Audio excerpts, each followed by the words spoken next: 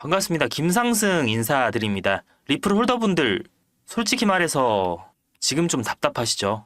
오늘도 차트 보면서 또 떨어졌네 한숨 나오셨을 거예요. ETF 또 미뤄졌는데 이제 진짜 끝 아니야? 고래들도 다 도망가는 거 아니야? 이런 생각 드시는 거 충분히 공감합니다. 근데 제가 데이터 파보니까 여러분이 생각하시는 것과 상황이 좀 다를 수 있겠더라고요. 이번 하락이랑 ETF 지연, 이게 진짜 나쁜 소식일까요? 저는 오히려 더 큰 폭발을 위한 준비 시간을 벌었다고 봐요. 기억나시죠? 비트코인 현물 ETF 승인 날 다들 드디어 승인이다 했는데 정작 가격은 떨어졌잖아요. 그런데 그 다음부터 기관 자금이 물밀듯이 들어오면서 지금 가격까지 쭉쭉 올라온 거 아닙니까? 리플도 지금 똑같은 패턴을 밟고 있을 수 있어요. 오늘 영상에서는 왜 이번 ETF 지연이 오히려 좋은 기회인지, 그리고 고래들이 지금 진짜 뭘 하고 있는지, 여기에 리플에게 10월에 터질 수 있는 더블 이벤트까지 준비했으니까요. 영상 끝까지 보시면 불안한 마음은 사라지고 앞으로 어떻게 대응해야 할지 방향성이 보이실 거예요. 그럼 저와 함께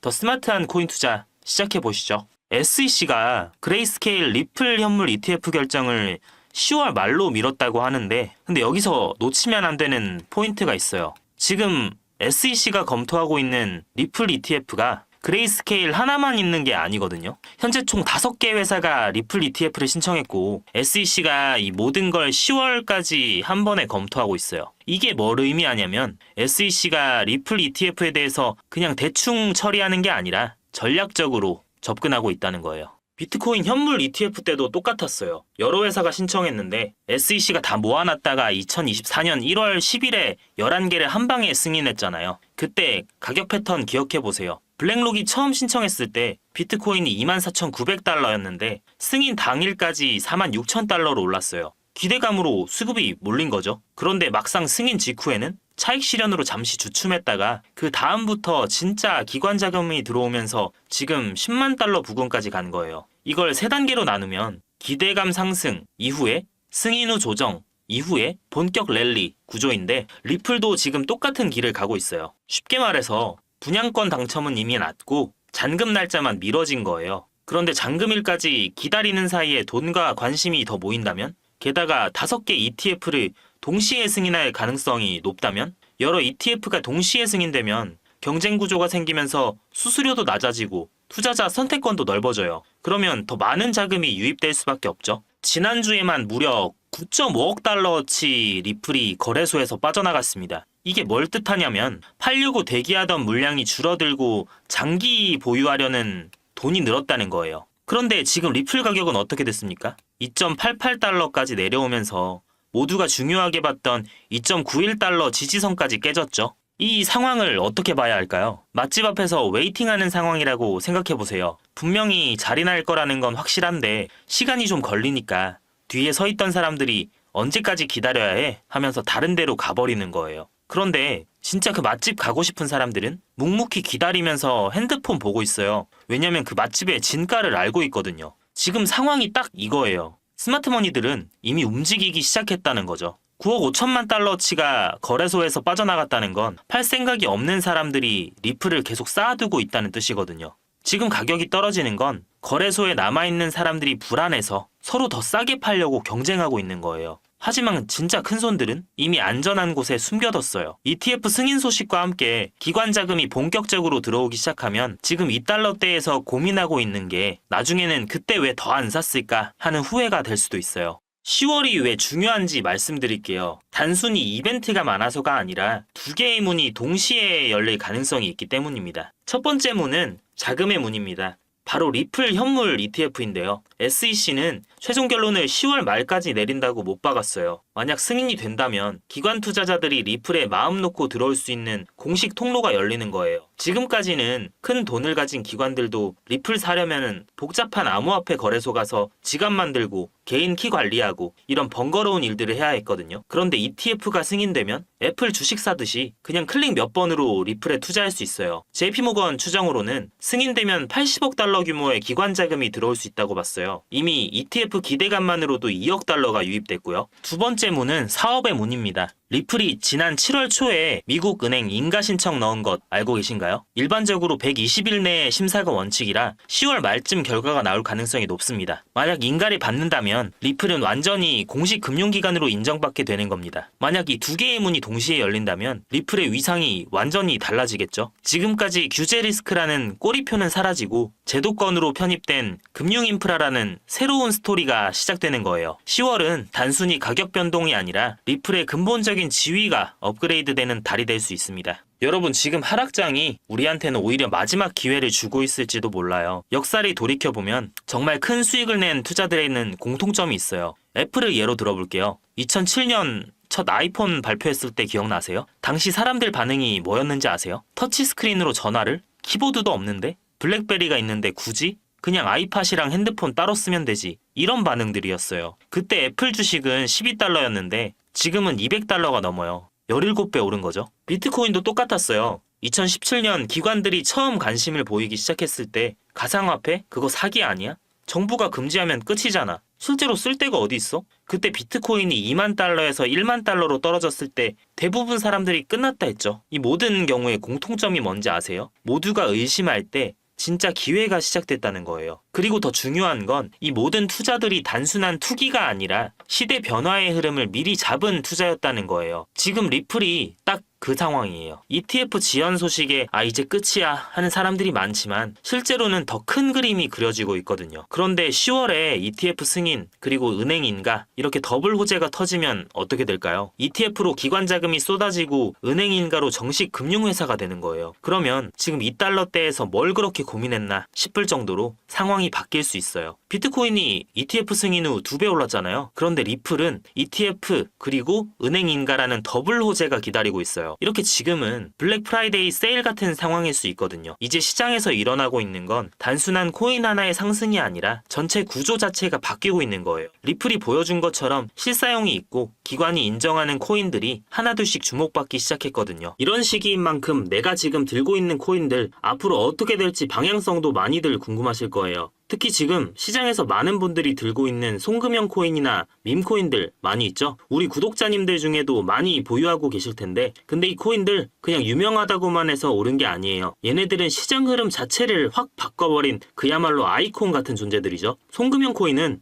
지금도 미국이나 유럽의 주요 금융기관들과 직접 연결돼 있고요. 글로벌 결제망에 실제로 쓰고 있을 정도로 실사용 기반 수익 모델들을 이미 갖추고 있어요. 예를 들어 스페인 최대 은행 산탄데르 같은 경우엔 송금형 블록체인을 자기네 인프라에 연동해서 수수료는 50% 이상, 전송 시간은 무려 90% 이상 줄였습니다. 이게 실제로 효과가 있으니까 시티은행, JP모건, 골드만삭스까지 이런 구조를 채택해서 계속 확장하고 있는 거죠. 이건 단순한 결제 기능을 넘어서 전 세계 송금 시스템을 블록체인 기반으로 바꾸려는 큰 그림이라고 볼 수 있습니다. 여러분, 밈코인이 그냥 강아지 그림 코인이 아닙니다. 작년까지만 해도 시바이누 하나만으로 이더리움 전체 거래의 30% 가까이를 차지한 날이 있었거든요. 그때 트래픽이 얼마나 몰렸냐면 바이낸스나 코인베이스 같은 대형 거래소들이 일시적으로 거래가 지연된다는 공지까지 올릴 정도였어요. 이렇게 갑자기 유동성이 확 몰릴 때 블록체인 전체가 얼마나 튼튼한지 시험하는 상황이 벌어지거든요. 일종의 스트레스 테스트인 셈이죠.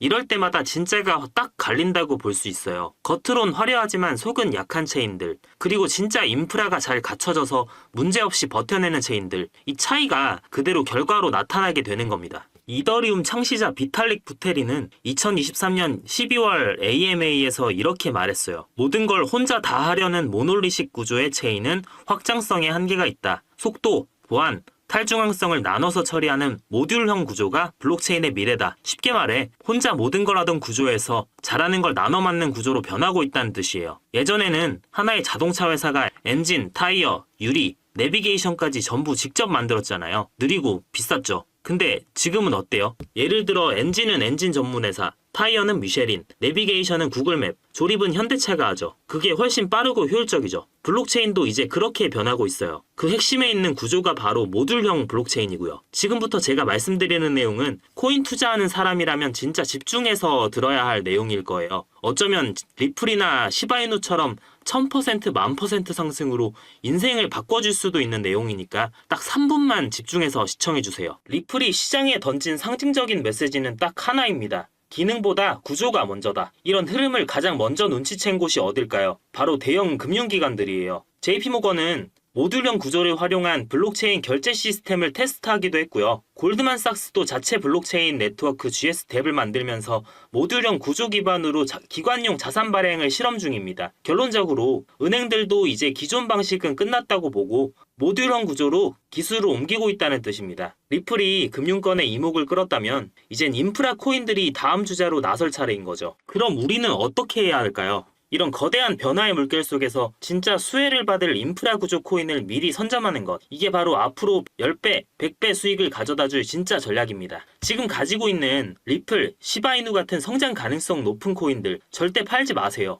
이건 근육질 베테랑 선수와 같아서 여러분의 안정적인 포트폴리오의 중심이 될 겁니다. 근데 여기에 다음 대박을 터뜨릴 가능성 있는 영재 선수들을 추가로 영입해야 한다는 거예요. 그 영재 선수들이 바로 제가 영상에서 말씀드리고 있는 인프라 모듈형 구조 기반의 신흥 강자들이죠. 이 코인들 아직 덩치는 작지만 잠재력은 어마어마해요. 그래서 결론은 베테랑 선수는 계속 키우면서 영재 선수는 지금 선점해 두는 겁니다. 이게 바로 지금 저와 함께해야 할 포트폴리오 전략이에요. 기존 자산도 지키면서 새로운 기회를 미리 선점하고 준비하자. 이게 핵심입니다. 이렇게 기관들이 주목하는 구조를 읽고 먼저 움직이는 사람이 다음 1000% 10,000% 수익의 주인공이 되는 거예요. 보통 기관들은요, 코인을 볼 때 딱 세 가지만 봅니다. 첫째, 실제로 돈을 벌 수 있는 구조가 있는지. 둘째, 믿을 만한 파트너가 붙어 있는지. 셋째, 그 안에서 앱이 돌아가고 실사용이 일어나고 있는지. 이 세 가지가 충족되면 기관들은 그 코인을 살아있는 프로젝트라고 부르죠.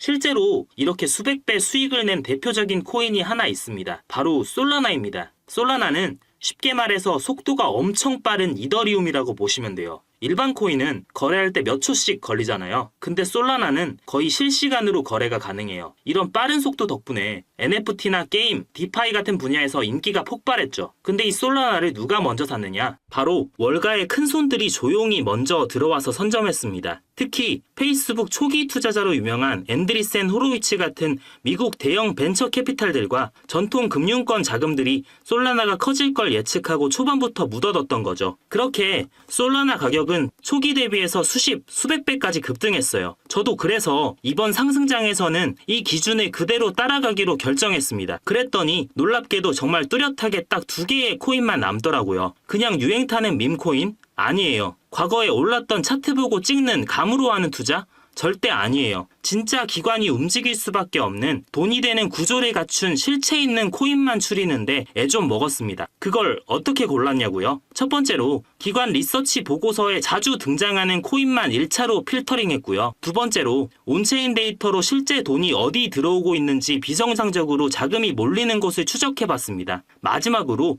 수익 구조나 토큰 배분까지 전부 체크해서 진짜 올라갈 수밖에 없는 2가지 코인을 선정했어요. 그리고 이 2가지 코인을 저희 구독자분들에게만 무료로 공유해드릴 생각이에요. 근데 이렇게 좋은 정보를 왜 나한테 그냥 주지? 이렇게 생각하시는 분들 분명 계실 거예요. 이유는 간단합니다. 저도 힘든 시절을 경험했고 이런 영상들을 찾아보면서 도움을 받았기 때문이죠. 그래서 지금처럼 성장할 수 있는 원동력이 됐다고 생각해요. 저도 솔라나, 시바이누 이런 코인들이 수천 %씩 오를 때 그냥 지켜만 봤던 때가 있었어요. 그때는 왜 저게 오르는지 이유를 몰랐기 때문이에요. 이번만큼은 여러분이 저처럼 놓치지 않았으면 해서 이 정보를 무료로 공유해드리는 거고요. 제 자그마한 부탁이 있다면 구독, 좋아요 이건 꼭 부탁드리겠습니다. 여러분들의 작은 클릭 하나가 저희 채널에는 굉장한 도움이 되기 때문에 다시 한번 부탁드리고 제 개인 번호 010-7685-9854 이렇게 구조라고 문자 남겨주시면 네 저랑 돈이 되는 구조에 올라탈 코인이니까요. 꼭 구조라고 남겨주시고 제 개인 번호 010-7685-9854 문자 남겨주시면 제가 직접 정리한 2가지 코인 중에 1개의 코인 정보와 분석 자료 바로 보내드리고 구독자분이 맞는지 확인 후에 나머지 1개 코인도 자료와 함께 추후 일괄 공유해드릴 예정이니까요. 여러분은 그 대신 영상이 도움이 되셨다면 마지막으로 좋아요, 구독, 알림 설정만 부탁드려요.